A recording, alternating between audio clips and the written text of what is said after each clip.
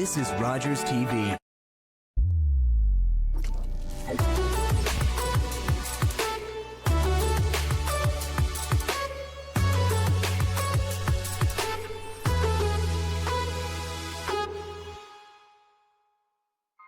What's up, everybody? Welcome to Inside the Game, your one source for everything cool in video games. If you want to be a part of the show, then head to InsideTheGame.ca, where there you can submit your clip and end off our show. We're also live every day, Monday to Friday, 10 a.m. Eastern, over on twitch.tv/theofficialitg, so swing by and check us out. We have a jam-packed episode this week, all kinds of reviews, we have a cool Let's Play, some walkers. These things are amazing. And of course, we've got some new features coming up on today's show with the best of the open world genre for this gen. So you might want to stick around and check out the show. But you know how we get started. Here's the inside scoop.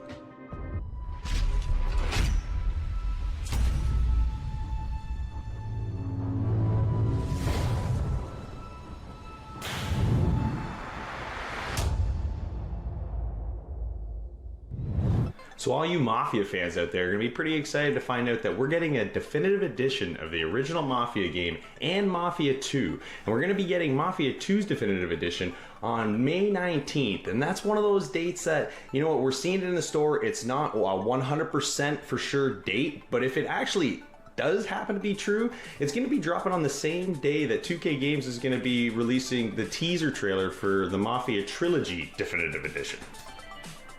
The Microsoft Store page of Original Mafia also promises this game will be faithfully recreated with expanded story, gameplay, and original score.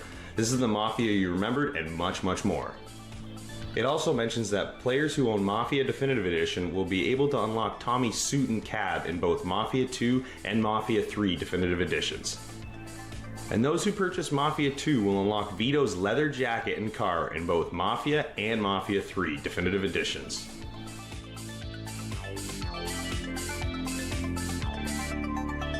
The Media Indie Exchange and Kinda Funny have partnered together to create the Guerrilla Collective, a sort of showcase starring Greg Miller on June 6th.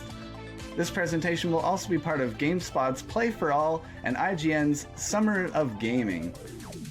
This presentation will be included as in GameSpot's Play for All and IGN's Summer of Gaming events. A few days later, EA is doing their Play Live event on the 11th. And a month later, Ubisoft is following up with their presentation in lieu of E3. So unfortunately, E3 is cancelled, but there are several events to kind of keep us busy during the summer of gaming.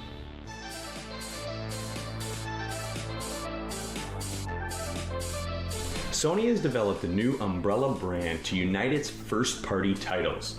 PlayStation Studios is actually getting a new logo and a new intro video. Let's check that out.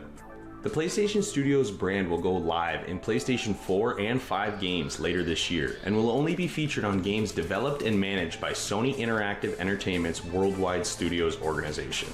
PlayStation has created a new opening video that will appear at the start of its games. The video features characters from Uncharted, Little Big Planet, God of War, Ratchet & Clank, Horizon Zero Dawn, and The Last of Us. We are really excited about this, says Eric Lampel, Senior Vice President of the Head of Global Marketing at Sony Interactive Entertainment. Over the last few years and even the last decade, the strength of the titles coming out of our studios has been stronger than ever. We've been thinking about how we unite all these great games under one brand, and really the purpose of that is to make the consumer understand that when they see this brand, they're getting ready for a robust, innovative, deep experience that they've come to expect from games coming from PlayStation. So that's why they've come up with PlayStation Studios.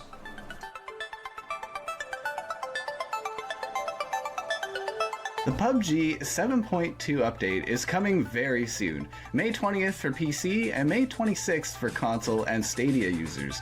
Now, this update is including a few important things. One is a rework of the shotguns and how they actually work in terms of ranging. Included in that is a overall balance, a reworking of the weapons in general to make everything work better and be more balanced of a game.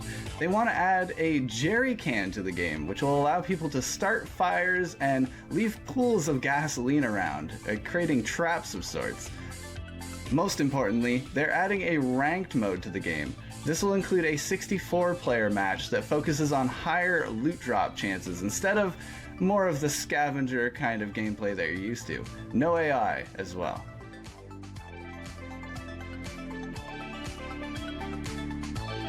All right, skateboard fans, I'm excited about this one, but I'm not talking about Sessions. And I know we've talked about that one in the past and we're still waiting on that, but Tony Hawk 1 and 2 is getting remastered and bundled into one game. And I can't wait. On September 4th, this is going to be released. You can pre-order at a handful of retailers right now. There's a couple different versions of the game you can pre-order, but we're going with a whole new fresh update of the original two games. There's going to be actually some new tricks and maneuvers along as well. So you know what? I can't wait to check this one out. So make sure on September 4th, you do too.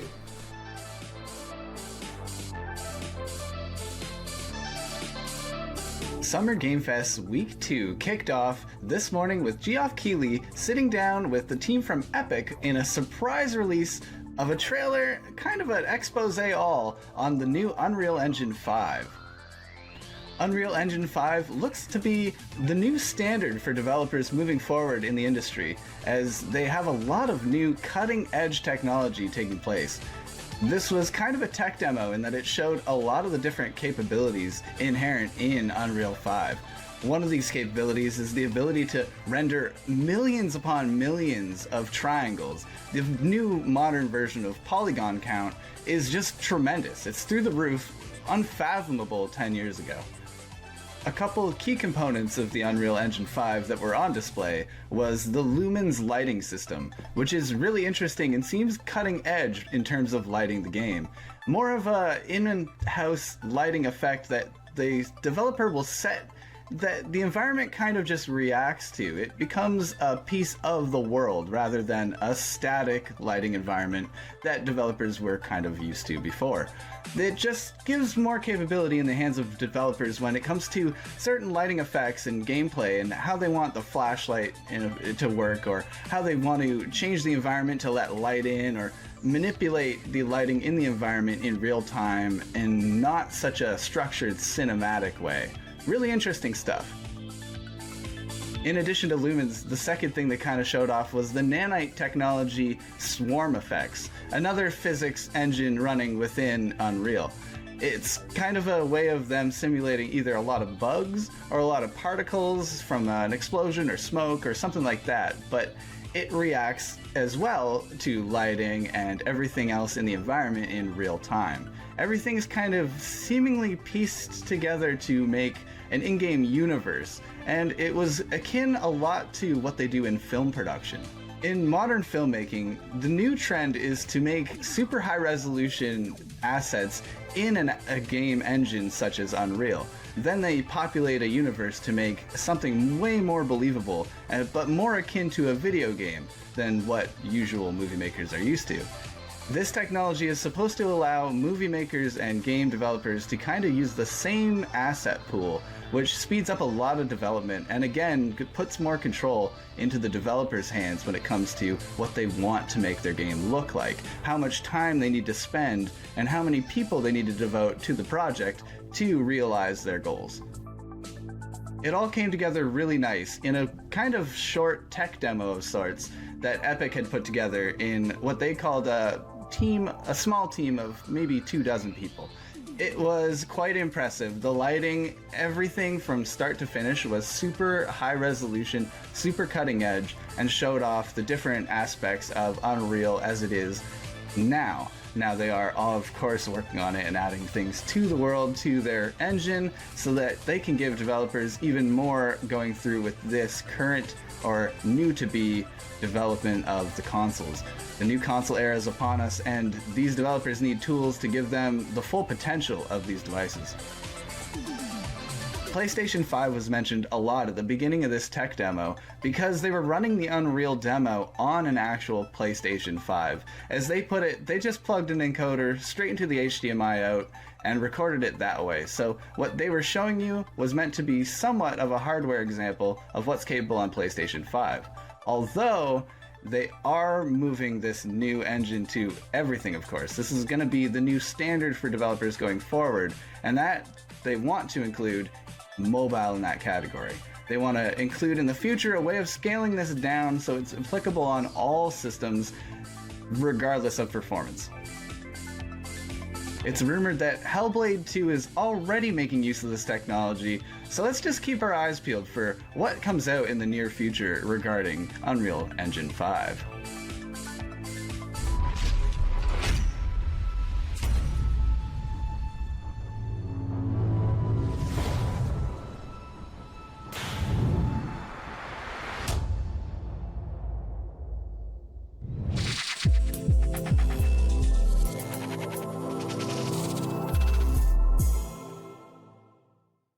All right, Drew, we're throwing it way back. Grab your handful of quarters because we're heading to the arcade. Nice.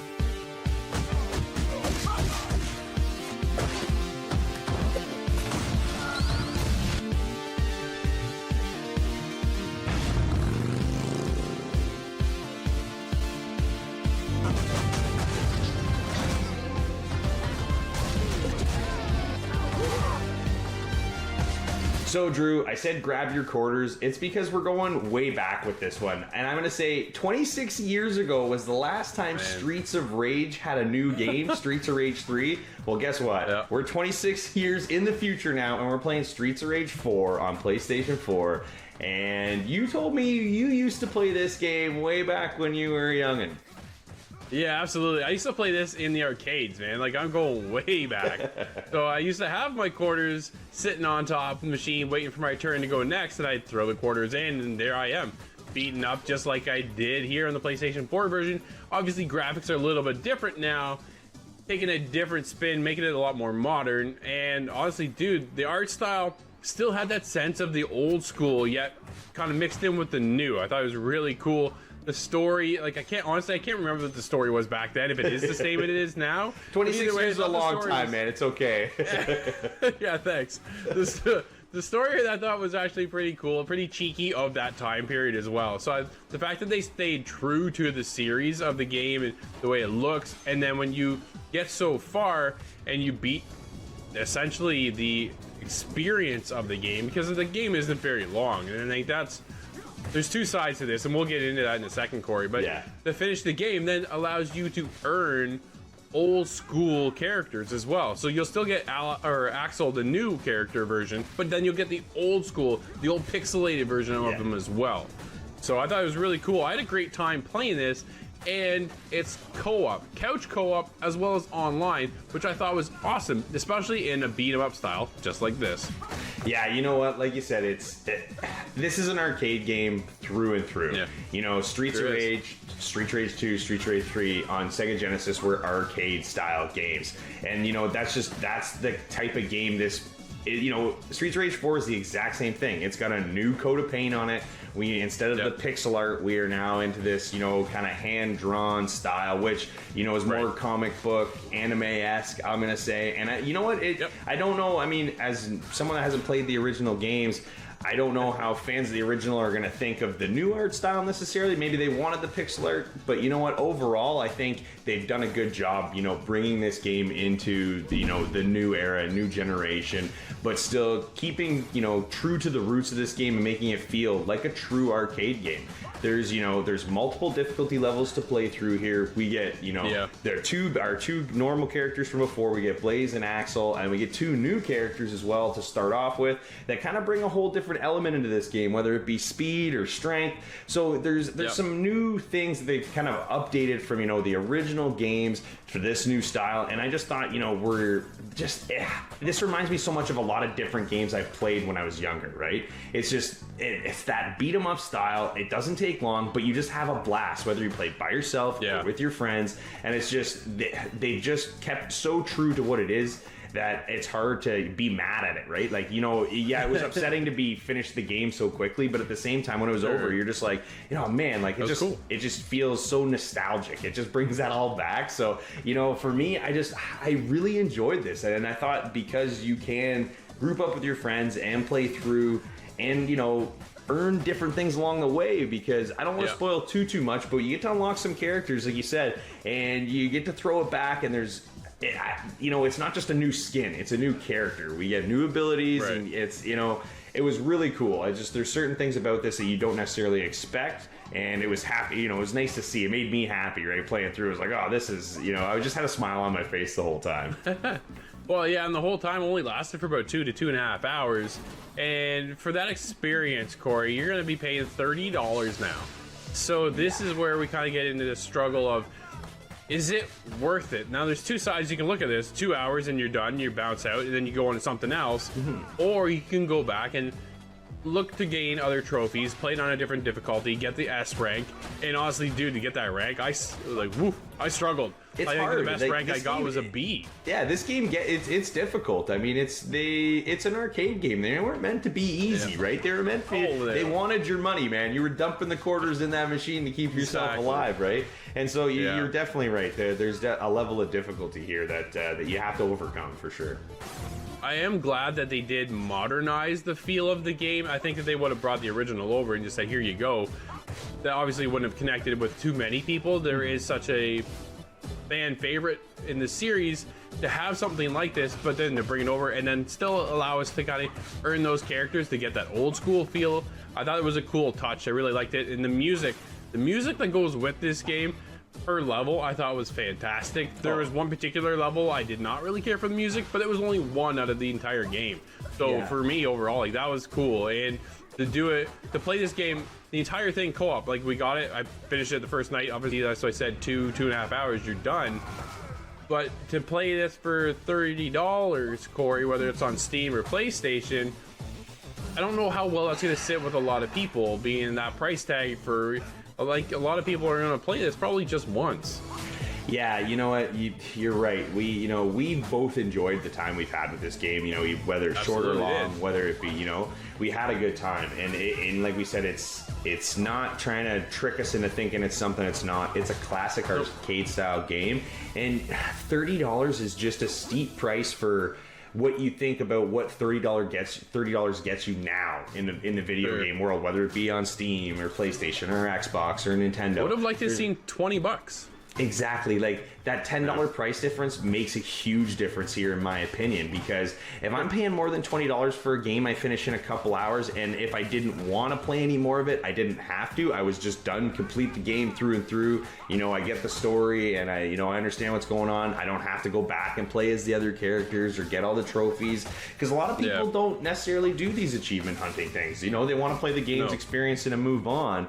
But $30 seems like a lot of money for a few hours. And you know what? If you happen to be, just really adept and good at playing these games, it may take you even less time. So, I mean, the value, it's really tough to get a $30 value out of a game that just is so short. That's fair.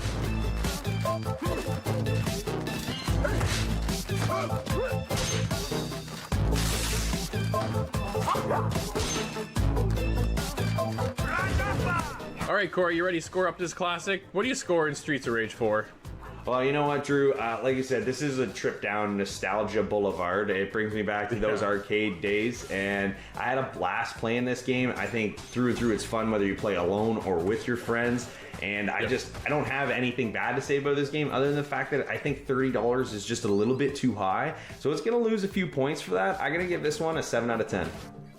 I'm a little bit higher. I love this game. That's why I said music I thought was on point. The nostalgia coming back to the game.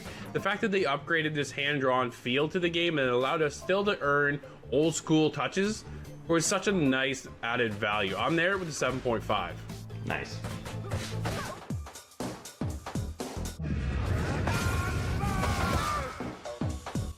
Streets of Rage 4 doesn't pretend to be anything other than a classic side-scrolling beat-em-up, but the $30 price tag may be too much for what you're getting here.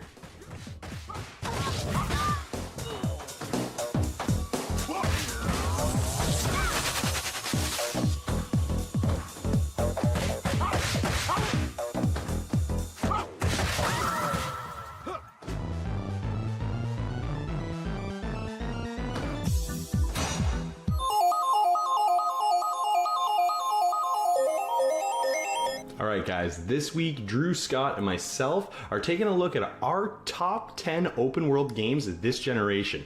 We had a lot of debate over this one. It certainly wasn't easy, but here's our top 10 list. Let's check them out. Number 10. This one's definitely an oldie, but for sure a goodie. Horizon Zero Dawn. Came out originally on PlayStation 4 back in 2017, but you know what? This one makes the list because of how good this game still is. It's an action RPG developed by Guerrilla Games and it was published by Sony Interactive. The plot follows Aloy, a hunter in a world overrun by machines who sets out to uncover her past. With the use of ranged weapons, spear, and stealth, you get to combat these huge mechanical creatures and a ton of other enemy forces. And the map in this game is huge, and that's definitely why this one makes the list. Number 9. Watch Dogs 2 puts you in the hacker vigilante role as you push back against an oppressive police state to fight for your freedom. It was a very big and imaginative world at the time, set in the near future where just about anything and everything is hackable to get you to your objective, whether that's killing somebody, destroying something, stealing data, or just getting out of there. It was a lot of excitement, and that's why it makes the list. Number 8. Times are tough. Drug runners, killers run everywhere. No one is safe. But you're a ghost. Bolivia is big. I mean really big. Your target is on one side of the map, but you're going to need a ride because walking, well, that's just not going to cut it. This game looks great and still holds up. It's even better than Ghost Recon Breakpoint. Yeah, you didn't think we'd say that, huh? But it's true. Stopping the drug cartel at any cost. Play solo or with friends, but Ghost Recon Wildlands is a must play for any open world fan.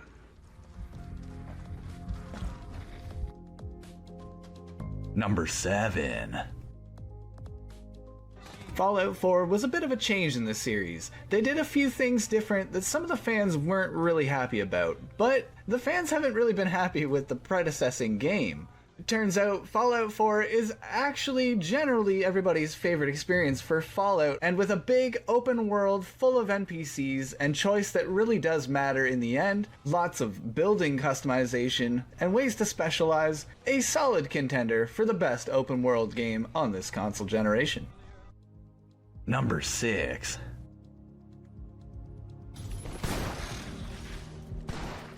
The world has changed in The Division 2 and has never looked better. So many details as you wander the empty streets of DC or the latest DLC, Warlords of New York. You choose your target and you can go with friends or go alone, but this world is an absolute massive open city landscape.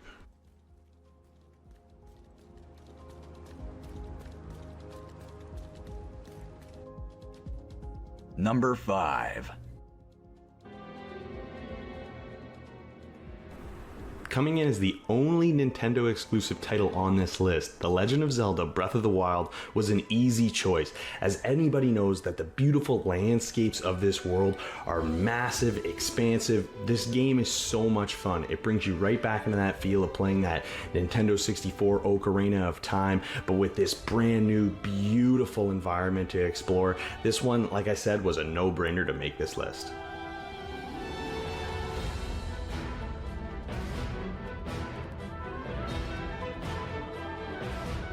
And there's number 5, Zelda Breath of the Wild, a beautiful open world game. What is the ITG's number 1 game for open worlds? Stick around and find out.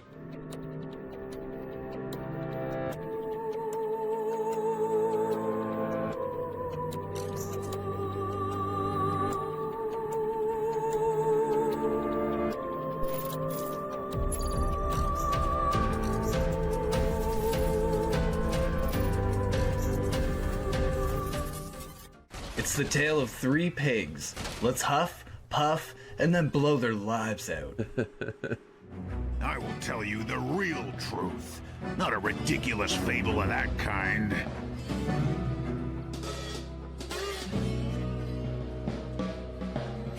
A blessed land, my hometown, Macaronia. Well, Drew, this week we huffed and we puffed and we fought off some pigs. What was your first impression of Wolf and Pigs on VR? Yeah, Wolf and Pigs Out for Revenge is a very unique title in the fact that you play the perspective of the big bad wolf who isn't really that bad at all. It turns out that the pigs are the bad guys this time around. They've kind of taken out the wolf tribe, and you're out for revenge. And in the essence of battle, you actually lost your hands and have been replaced with these metal claws that allow you to teleport. It's basically, this game is more or less a gun game on rails. It's kind of how I experience this. You use your claws to teleport yourself to one green kind of block to the next, and that's how you traverse the map. The biggest problem I have being on the Oculus Rift is that my Oculus Rift actually uses two sensors to control and sense where I am at physically within my space. So the issue being, you have to maneuver yourself around in a circle sometimes to get the guys that are behind you.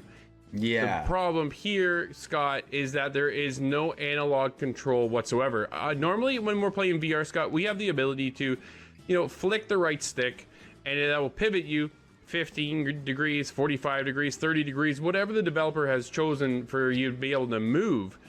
And here, we don't have that ability at all. So my struggle then was to get, at some points, the target I have to get to is behind me, and I literally turn around, which now blocks my sensors from picking up my controllers. Yeah, which leads to a lot of deal. problems, right?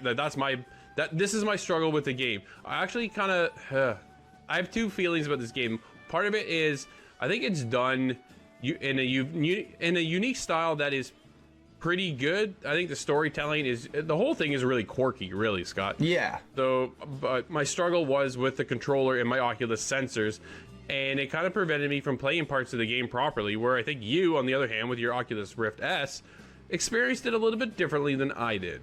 Yeah, that's for sure. I was able to, spin around 360 degrees, and the space that I'm playing in actually is pretty open. So it gave me a lot more freedom than the average player might experience when they're moving around in this 3D space, because in addition to having your arms chopped off, it seems like you have no legs. There's no locomotion at all with the controller, in addition to the unable to pivot. So you are stuck with moving around the map using only your claws, and that is the beginning of an issue, but also the challenge with the levels as well. So I'm not sure how to kind of reference that, because in one hand I would like to be able to move on around Volition, but on the other hand, it's just an older style virtual reality game where you don't have the locomotion, so it takes that out of the equation.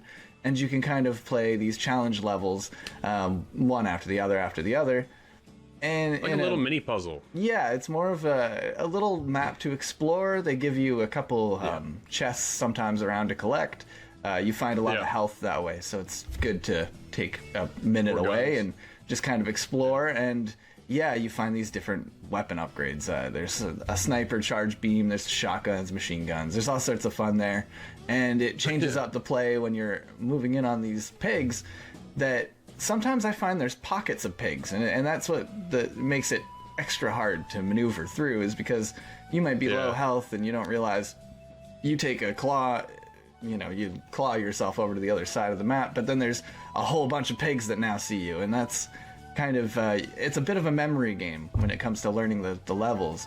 In order to complete the levels entirely, you need to get 3 stars or an S ranking, and a lot of the times that has to do with surviving and exploring a lot, or killing everything there, and that actually levels up your character throughout the story, so you get better health and better attack damage. I think that's interesting, because it gives you the incentive to perfect earlier on rounds to kind of propel you towards the end of the game, where it's understandably going to get a lot harder. Now, when you're out and about, you have opportunities to pick up grenades and then throw the grenades at the pigs. Sometimes the easiest ones are when they're already sleeping. You throw the grenade and it kind of knocks them out, and then you use your claw hand, to go zip them, and then that sometimes will turn into food, which then allows you to eat that food and then generate into health. But the problem, Scott, and honestly, this is not just in this game, but is in a lot of games, when you experience something where you want to throw like a baseball and it just lands at your feet. Yeah, this one, I have to awful, mention that dude. this is Awful. some of the worst throwing I've ever felt in a VR setting. Picking up the bombs and throwing it is integral to getting yourself more health. Occasionally you get some bad food, and even though you're a dog, you'll eat it because you're a dog wolf, but you'll throw it up after, and that's something that I thought was very funny too. But you don't get those opportunities as much because it's just impossible to throw these bombs. It's supposed to be what you use to speed yourself through the level, and a lot of the levels have a time cap for that extra point. So it's so frustrating trying to throw one of these things, especially when you're low health and you know you need it. And that's a serious issue that I know a lot of games have figured out already. So I'm not quite sure why that one's, in the Stone Age. I don't know. Every time I threw it, man, it just landed at my feet, and the sense of my personal feet, because there's no feet in the game. Yeah. But it felt so disconnected. Well, Scott, we've huffed and puffed enough, I think. What do you think of Wolf and Pigs Out for Revenge? Well, personally, with no technical issues, I had a really good time with this game. It did a good job of balancing some combat with some obstacle course kind of action, and the boss fight early on was a good surprise. It really snuck in on me. This one is a solid 7.5. That's fair. For me, obviously, having difficulty experience going on with the Oculus Rift and my sensors, I ran into control problems. That was my biggest struggle within the game. I felt the game was really kind of corny and quirky, so there's a bit of charm there to it. I was having a good time, though, when I was in the game and shooting, and you're kind of ducking and weaving as you're getting shot at. So that on-rail kind of gun experience is there. But for me, I just had too many technical issues, and I'm there with the 6.5. A super stylized shooting gallery with technical issues on base Oculus models. Otherwise, a fun mix of obstacle courses and arcade shooting. Definitely worth checking out. We finally meet again.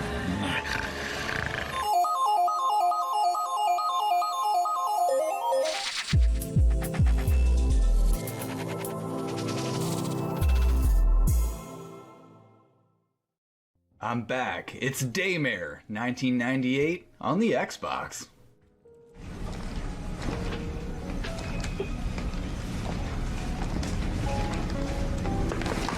Hey you!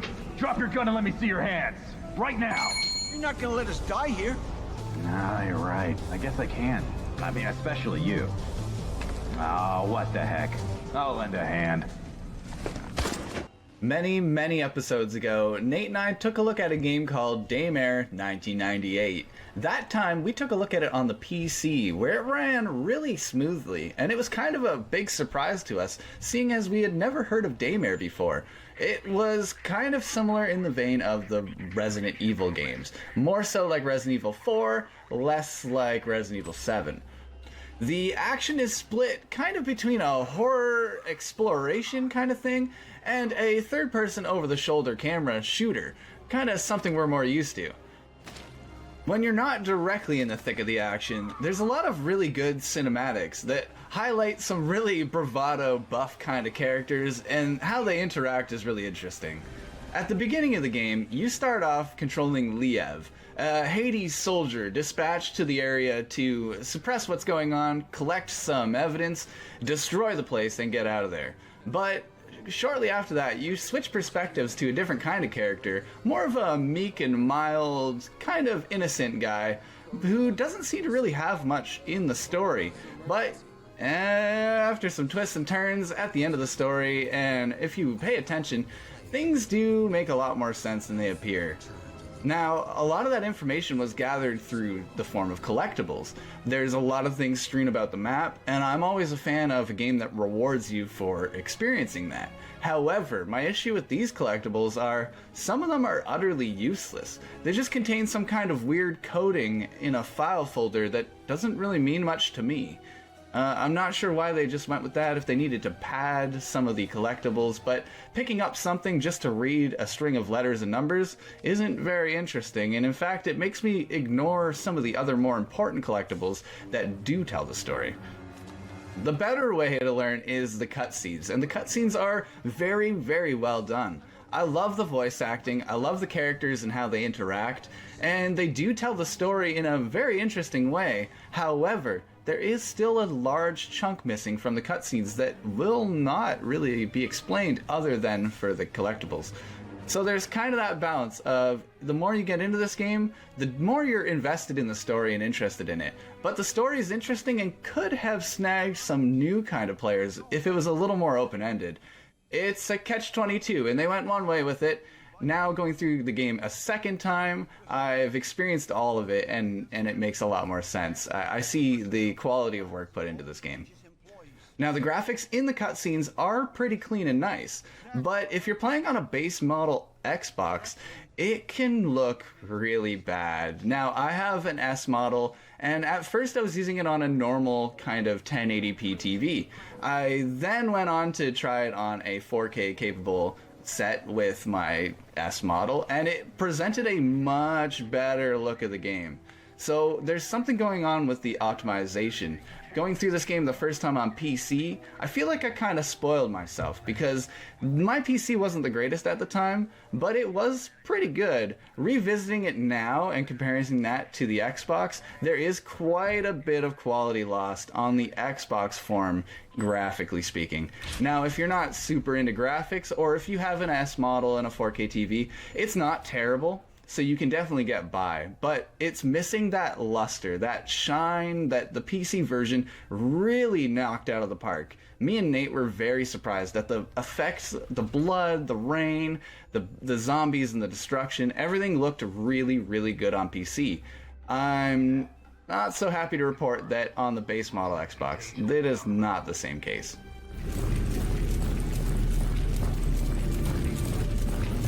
I mentioned that the gameplay was kind of split between horror elements and third-person action combat. There is kind of more of a roadblock in the form of puzzles. There's several puzzles that present themselves throughout the campaign, and if you're paying attention, picking up those collectibles, a lot of the times that can help. However, sometimes the puzzles don't really make a lot of sense. There's one that comes to mind that's a Greek keyboard. Not sure why they went with that. Don't know what the hints are. Unfortunately, that's something that you are kind of gonna have to look up if you're not gifted in ancient Greek. But that's a weird roadblock that I have a hard time putting that in the way of a good score for this game, just because everything else is so tight, and I feel like it's something that maybe I just missed. Maybe I just didn't catch the right hint going into that room, and I wasn't quite sure what to do. But there are several puzzles later on that kind of give you the same idea, but they're more of the standard, water pipe puzzle that we're tired of seeing, and some of the other, you'd get the power from here to here, balance the temperatures, kind of a math-based puzzle. I'm a fan of those, but they are kind of put in the way of the gameplay a little bit too often, and often aren't explained very well. Listen, I need to search this place for survivors. I'll come back for you as soon as I can. Survivors? Now, I want to get into some of the controls. There's an interesting thing in this game where it doesn't quite let you pause. You only pull up your menu on your wrist. It's kind of a PDA device, and you can change things. You can combine items to make healing items or speed buffs, that kind of thing. You even have to reload your clips. So you have a fast reload and a slow reload. If you do the fast reload, you just drop your clip wherever it is. You have to go and recover that later when you can. Now, tactically speaking, there are definitely some parts in the game where that comes up, where you are encouraged to just leave your magazines behind. And it was really cool to change the pacing of the game. You need to check yourself before you enter that room, that fight that you know is coming up. You need to always maintain that your magazines are full, and you actually have to do that in real time. You're not going to be able to cheat your way to do it. So I think that's kind of interesting in the terms of difficulty, but also in the pacing of the game. It makes it feel more real-based. Coming from somebody who was very pedestrian on the keyboard the first time around, I find it now much easier to use the keyboard. Something about the aiming and killing the enemies, they take a lot of damage. sometimes you have to hit them in the head to make sure they stay down. So I found that much easier to do on mouse and keyboard, even though I was new at the time. If I wasn't such an expert on Xbox controls, it would definitely be difficult. But I also mentioned of something, and I kind of worded it wrongly in the last review. I mentioned how you're not going to want to shoot everybody. You need to just run past. Well, it turns out you do need to shoot everybody. In some scenarios, it works a lot better to make sure the enemies stay down. I found that in controller, that comes up a lot. Sometimes you would just rather the room clear. It's just a little harder to move around and to ready that weapon just as quickly. So that's something that I've picked up on now my second playthrough, is that the mouse and keyboard is probably the superior way to handle the controls. Looking back at our last review, when this was on PC, Nate and I had a very similar opinion of the game. We were both very blown away at the graphical power of it, the action and the Resident Evil style hook, and we really enjoyed the characters and the bravado and the cinematics and how they presented the story. It really was the all in all. We gave it an 8.5. Now, if I'm going to update that for the Xbox rating of this game, I have to remove a point just for the HD fatality, and the controls just didn't quite seem as good on Xbox, I have to say. So, I don't want to hit this too much. I really enjoyed this game. I'm very happy to play it a second time through, and I have to give this one a 7.5 out of 10. A solid third-person shooter with a dark and mysterious story. Though slightly better on PC, this is a must-try for fans of Resident Evil.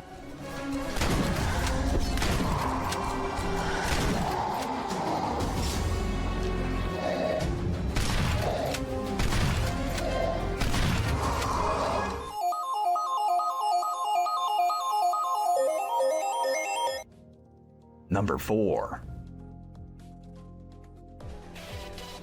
A few weeks ago, I was happily sulking by my swimming pool. Grand Theft Auto 5 is definitely one of the older titles on this list, but let me tell you, it doesn't lack anything in the open world sense. Los Santos is definitely one of the biggest maps in the Grand Theft Auto world, and when you get to roam around with either Michael, Trevor, or Franklin in the story mode, there's so many different things to do across the Los Santos landscape. But then this game opens up even more when you go on to Grand Theft Auto Online. You can group up with your friends, complete different missions, start a motorcycle club, lots of different businesses you can do to make money. There's a casino now, so many heists. I can tell you, you could play this game for hundreds of hours and still be discovering new things as you go. This one has to make the list. Buzz a group hugs out of the question. Number 3.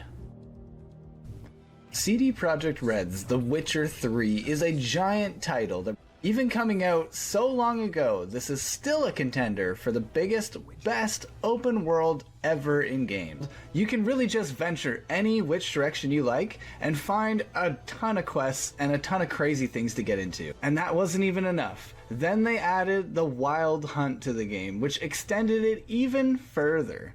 There's no question why people still talk about The Witcher 3 today. Number 2. The story of Arthur Morgan will have you traveling the Old West, but it's the side stories in the open world that Rockstar has created that has become the star of Red Dead Redemption 2. River valleys that sparkle to sitting around the campfire under the night sky, Red Dead Redemption 2 is a masterpiece that will have you gazing at the landscape for hours. Endless missions with variety will keep you busy for hours, and no one can tell a story like Rockstar.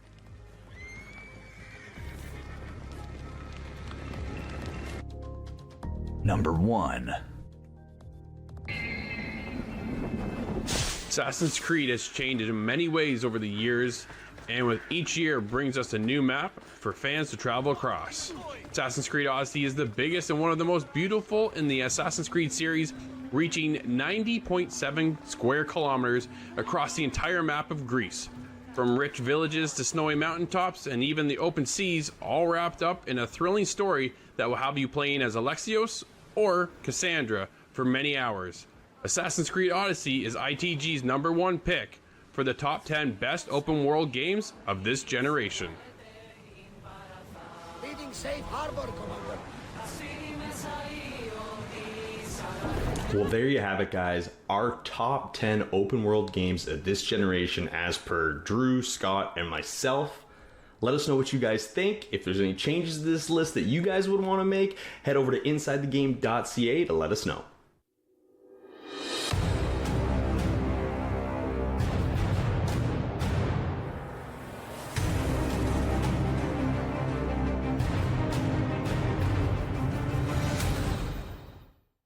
Hey, what's up everybody? So today we're doing a Let's Play, something we haven't done in a very long time. And I'm joined with Corey and Scott, and we are playing The Last Oasis. This is a... Last Oasis basically is a deserted area that you're out building these sand dune walkers and looking for gear and stuff to survive the... essentially the Oasis, which is a very cool game. New twist on basically a survival game, and we have all been digging this game really hard. This is pre-alpha too.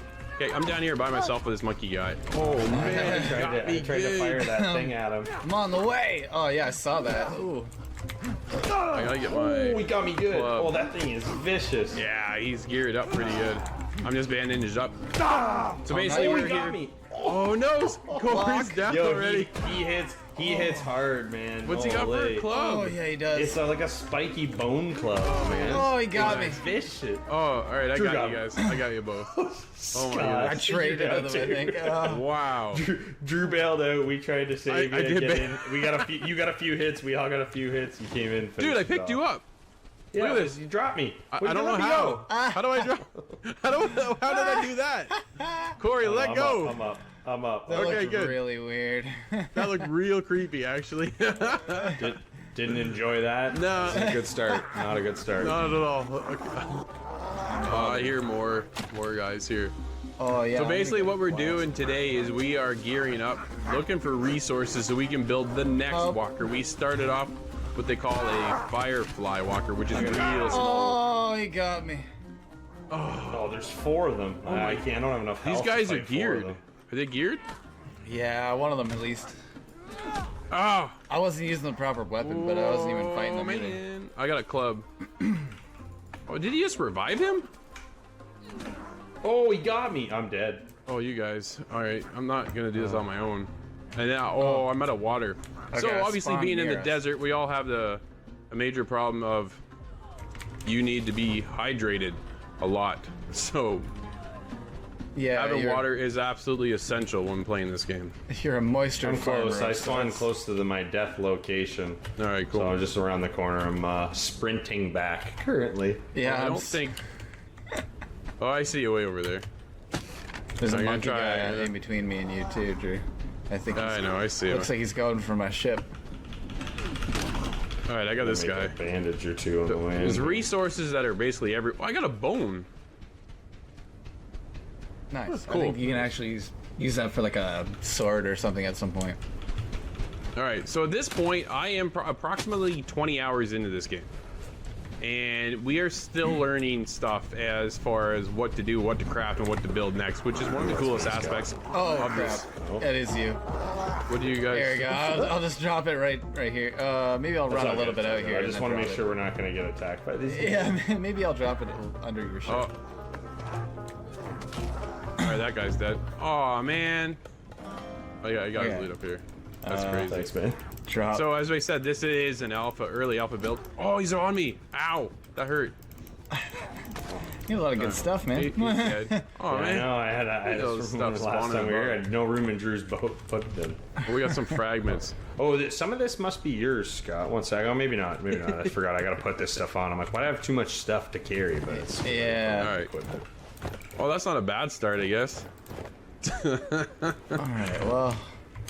Yeah. So if you it's are, rough going out here in the oh Oasis, man, absolutely. If you are looking for that survival game, then you can kind of. Actually, I've been looking for something like this for a while. We can go around, gather resources, and build stuff. And we've seen some pretty incredible walkers. So like I said, we started off with the Firefly, which is real small. It's basically like a one-seater, and you can tag along with a couple other guys on top if you wanted. And then we went from that to this dinghy over here, which Scott's currently riding. over here. And then we've upgraded it to the Mollusk Walker, which is really cool. Got a storage capacity down below it and stuff. And we zip line on top to get going. One of the coolest aspects about this game is the walkers and gearing up. And then if all else fails and you want to make it even bigger, more storage capacity for water, cargo, and all that stuff, you need to purchase upgrades. And in order to do that, you hit the market, which is super cool. But today, we have enough material, guys. Are you guys ready? Should we do it? I think we're there, aren't we? Yeah, let's do it. Why don't we get this thing going? We are going to build the next walker today. And that's Pick a the nice biggest spot thing. out in the sand for it, so we don't get attacked or anything during the construction. Yeah, you want to go up and over? So this Yeah. is an online game as well. So take note that we, Scott and I, have seen numerous times as we're out and about gathering resources that there are other walkers. And we've seen some massive walkers. Yeah, it looked like Hal's Moving Castle. It had like a building on top of it, and it was like really, really big compared to our ship that we just finished. Exactly. Yeah, we just got the Mollusk Walker, I think it was, Scott? And then next thing you know, this thing comes crawling by. And you kind of fear for your life at a certain time, too, that this thing is just going to devour us. And it could have if they wanted to, but they were friendly enough to kind of leave us alone. Yeah, they absolutely Yeah, could have. thank goodness, man. I was standing right off of the path, like just off of the path, and the guy he kind of turned towards me, but in such a way to let me see him run by like right at me. It was good. It was really That's cool. so cool. It gave me a buzz the tower kind of thing. Okay, so we are going to... I am stuck on this door. I can't walk. Literally. We're going to do the Falco Walker now. Oh This is what our man. goal is here. Yeah, I've been looking forward to see what this I went Falco free. is for a long time. Do you need me to? I'm stuck. I can't walk. No, like I literally, my guy's just stuck frozen. I don't know. I'm not. Oh, I no, can't- really? Like I can turn, but I can't walk. Oh, It's you're very on deep. top. Oh. No. Okay. Did it work? Okay, that didn't work. It worked. Nope. No. Oh no. No. You can physically move me? Yeah, okay, that might help. Okay. Get out of here. Mutiny on the ship. Actually, you may have to kill me. I may have Alright. to respawn. Oh no. Oh, let me try. Oh. Never mind, you're dead. Yeah, let me try one more swing. Yep. Let me just make sure I get you. Still dead. Alright, I'm spawning on Scott's ship in 10 seconds. Okay. You want to do the toboggan? Yo, what is going on? Okay, I was able to move around and then I picked up my stuff and now I'm frozen again. Like, Oh, you seriously, I can't move. Oh wait, are you just overweighted? Oh, maybe. That's a Can I? possibility. What, I got too much stuff? Is that Yeah. a thing? Yeah, Oh, absolutely. I am overrated. I got too many, because I got too many rocks. You I want was me- trying to pick up the rocks. You want me to no, kill no, you no. again? Nope, I can just put it in here. Get out of here. Don't be swinging Oh, away. the spider walker maybe? Oh, that makes way more sense now. My guy just walks slower now. Well, we can do the toboggan walker. Yeah, the spider walker doesn't even require anything special by the looks of it. It's just normal materials. So yeah, let's try the Spider- toboggan. As long as it doesn't require like nomad cloth, because I don't have any of that yet. Yes. Okay, so now we gotta take this vision powder, which kind of gives you this enhanced ability to start building things. So there it is. It is messed up, boys. Whoa, you just launched me. That's funny. Oh, I need rope and wood right now in order to do it. Here. Ooh. Oh yeah, There's it's rope on my. That thing board does there. not last very long, boys. I'm out. It's over already. Because I didn't have Alright. the essential wood and stuff. I'll make another. I thought I did. You need to have the stuff on you. Yeah, I do. Alright. Let's see how big this thing is. Oh, man. You guys ready? Oh yeah. No, we don't see it yet. You gotta place. How about now? Oh. Oh yeah. Oh, man. Alright, so start building. Yo, You guys we have should... to build the wood platform just to. I need stone. Oh, this thing is huge. 1,000 wood. Yeah, overall. we've got wood. Oh my. Wow, you bumped me out of the way, Corey, flying up there. Corey's weighted down. That's why he's hanging and not going straight up. Yeah. Jump up. I can't jump up. Oh, I'm coming. I'm hanging. All right, I'm coming. I need wood. I need some stone. Take a look first before I throw that the legs on here. This is exciting for all. Oh man, this is cool. It is cool. Oh yeah. Yeah. Where are the options? Does it go? Can you put it like right up, right here? This is like cargo space. This is all your cargo space over here. Oh no, I can't. Cause Yeah, I was thinking like the you want cabin's it like kind right of here. in my face if I do that. Yeah, Oh, if you go yeah, right for inside. sure. All the, Yeah. But all the cargo space though. So yeah, it's gotta be up. Gotta be right here then, I guess, eh? Yeah. Okay, Scott, we're gonna. I'm building it right here. Whoa, they were going down. Let's. Oh, this thing sits right down. Oh, the suspension on this is so cool. I think it's wrong. Scott, test it out. Let me know if it's wrong. I think it's wrong. If it is, we'll fix it. I don't know. All right, let's do it. Oh yeah. No, this is right. All right, cool. Oh yeah, that thing is. Look at how fast that thing is. Oh, Rip it, start ripping man. that thing, man. I'm gonna follow you. I want. Oh my God, you're gonna run me over. Hang on, don't run me over. Hang on, I'm coming. Oh yeah. Yeah, that thing's wild. All right, now we got 3 legit. Look at these things, man. Oh, it's so fast. Oh yeah, that thing's got some feet on it, man. It's quick.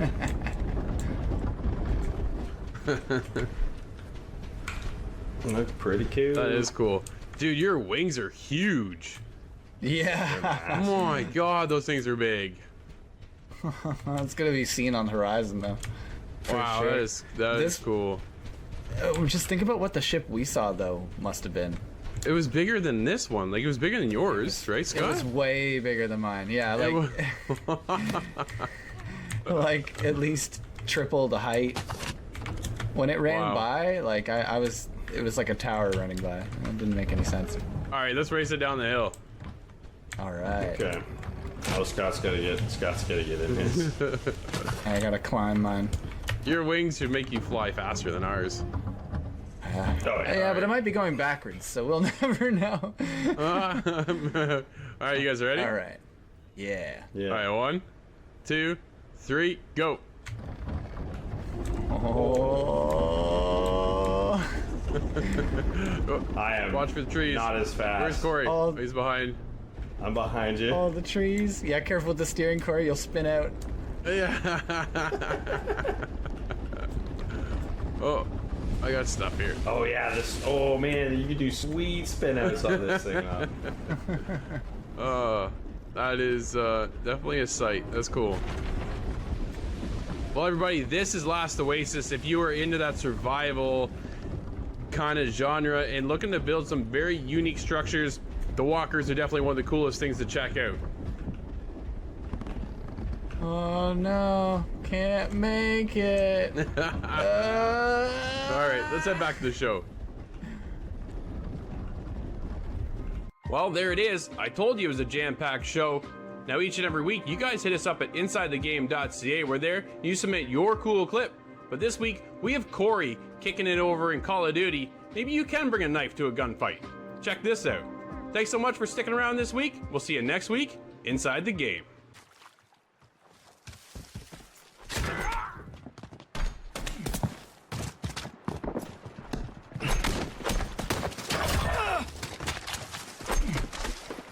Yours the last. Keep moving.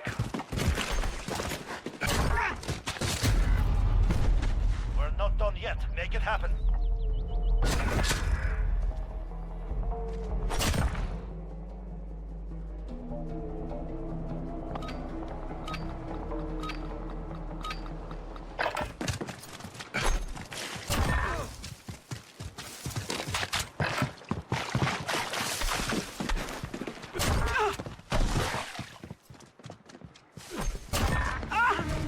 They're willing to die for their mission, so be it.